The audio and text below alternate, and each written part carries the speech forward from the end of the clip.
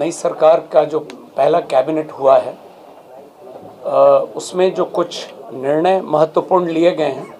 मैं उसके बारे में संक्षेप में आप सभी को अवगत कराना चाहता हूं। अलग से आप लोगों को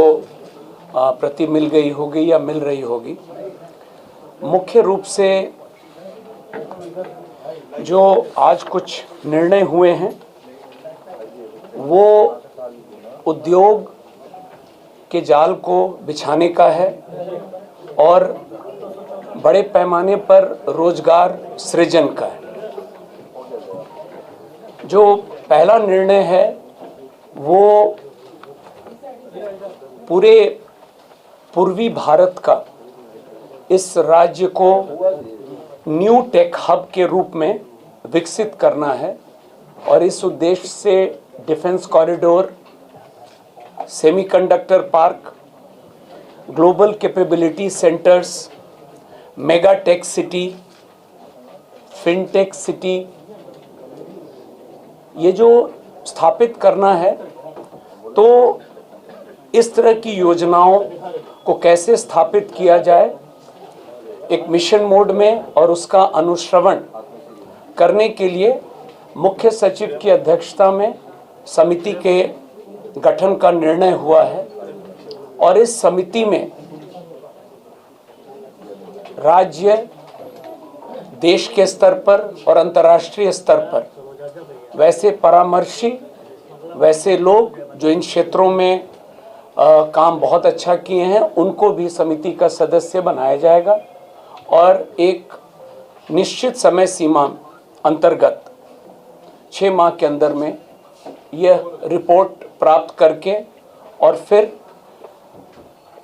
काम को प्रारंभ किया जाएगा। जो दूसरा एजेंडा है वो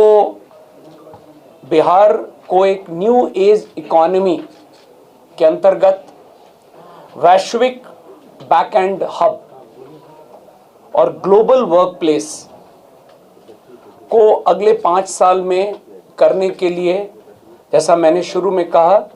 पूरे स्टेट में, हर जिले में इस काम को कैसे अचीव किया जाए, इसके लिए भी पुनः एक समिति का गठन की स्वीकृति दी गई है और इसमें भी पुनः वैसे लोग विशेष रूप से जो इस क्षेत्र में राष्ट्रीय स्तर पर, अंतर्राष्ट्रीय स्तर पर काम किए हैं, उनको समिति का सदस्य बनाया जाएगा और यह प्रतिवेदन भी हम लोग कोशिश करेंगे कि कम से कम समय में प्राप्त करके उसके आलोक में अगले 5 साल में इन क्षेत्रों में काम कैसे होगा।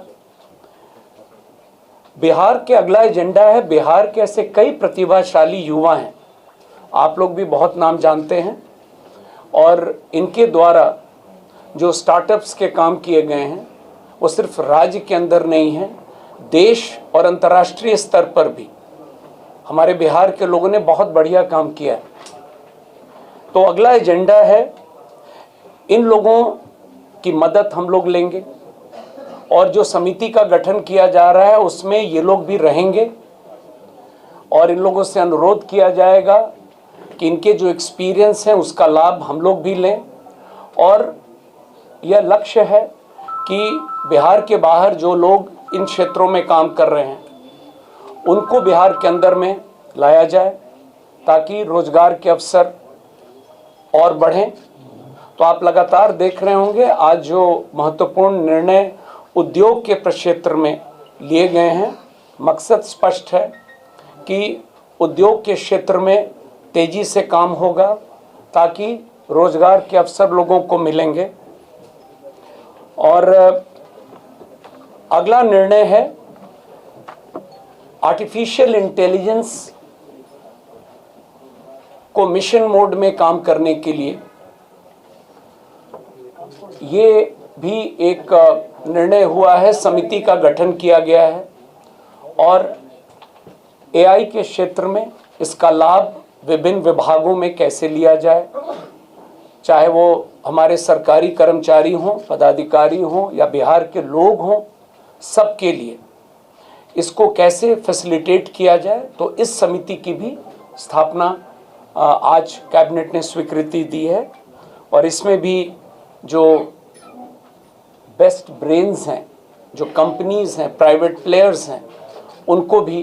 कोऑप्ट किया जाएगा ताकि बिहार आर्टिफिशियल इंटेलिजेंस मिशन की स्थापना हम लोग कर सकें। एक अन्य महत्वपूर्ण एजेंडा जो आज पारित किया गया है कैबिनेट के द्वारा, वो नगर विकास से संबंधित है और पटना समेत जो हमारे कुल 9 प्रमंडलीय मुख्यालय शहर हैं प्रथम चरण में, इनके अलावा सोनपुर और सीतामढ़ी में, जहाँ पर माता सीता के मंदिर का निर्माण का काम चल रहा है,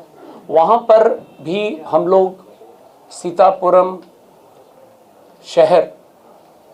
को बसाने के लिए और 9 प्रमंडलीय मुख्यालय और सोनपुर, कुल 11 शहरों में प्रथम चरण में हम लोग इसको कैसे करेंगे और क्या मोडस होगा, ये नगर विकास विभाग को यह दायित्व मिला है और यह समिति की भी अध्यक्षता मुख्य सचिव के स्तर पर है और इसमें भी इन मॉडल्स को स्टडी करने के लिए हम लोग, जैसा कि मैंने पूर्व में भी बताया है, जो लोग इस फील्ड में हैं उन लोगों को हम लोग कोऑप्ट करेंगे समिति में, ताकि नए तरीके से नए टाउनशिप्स का निर्माण बिहार में हो और ओवरऑल जो थ्रस्ट है आज के कैबिनेट का, प्रथम कैबिनेट में, वो निश्चित रूप से उद्योग के क्षेत्र में तेजी से काम करना है और उसी कड़ी में जो आज अंतिम एजेंडा, वो आप अवगत हैं, बिहार में 9 चीनी मिल बंद पड़े हैं और 25 चीनी मिल को खोलने की बात हुई है नए। तो इस पर भी काम करने के लिए मुख्य सचिव की अध्यक्षता में एक समिति के गठन की स्वीकृति मिली है और इनको कैसे कम से कम समय में और हम लोग क्रियान्वित करेंगे, ये निर्णय आज हुआ है। तो कुल मिला जुला कर ये महत्वपूर्ण आज निर्णय कैबिनेट के द्वारा हुआ है और गोल बहुत स्पष्ट है कि उद्योग के क्षेत्र में और रोजगार के अवसर को तेजी से हम लोगों को बढ़ावा देना है।